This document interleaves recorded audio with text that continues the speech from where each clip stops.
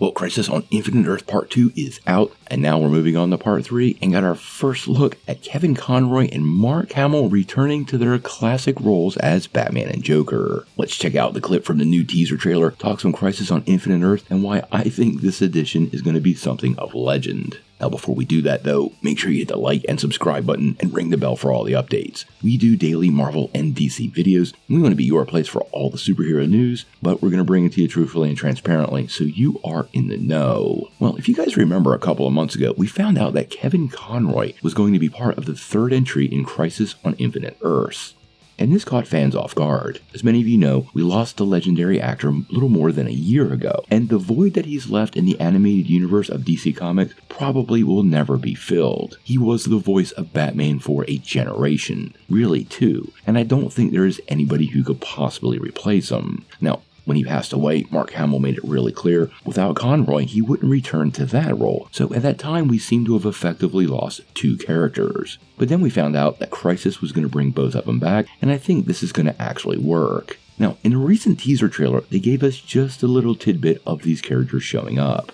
And although it doesn't reveal a lot, these are definitely the classic versions we all remember and love. Check it out. Now honestly, I love what I see here, but I want to put a little caveat with this because of what went down in Part 2. Many of us had a lot of excitement for Terry McGinnis returning as the Batman Beyond. And if you've seen the new film, well, you kind of know his part in that movie was definitely not as big as many fans had hoped. Now, this is a little bit of a spoiler, but he basically had one line in the movie, and this has left some fans wondering how big of a part Conroy and Hamill could have in the next.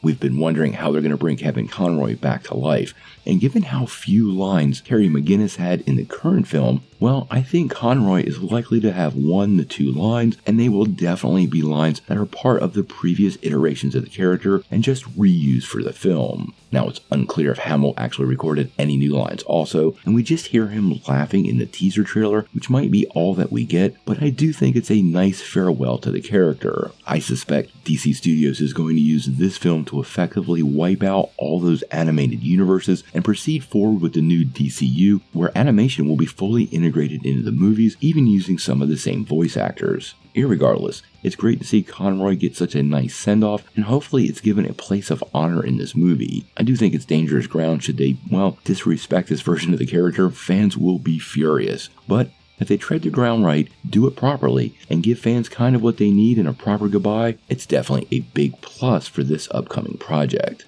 I've always loved Kevin Conroy as Batman, nobody can replace him, and I'm really hoping they do him right, but we're gonna have to wait and see.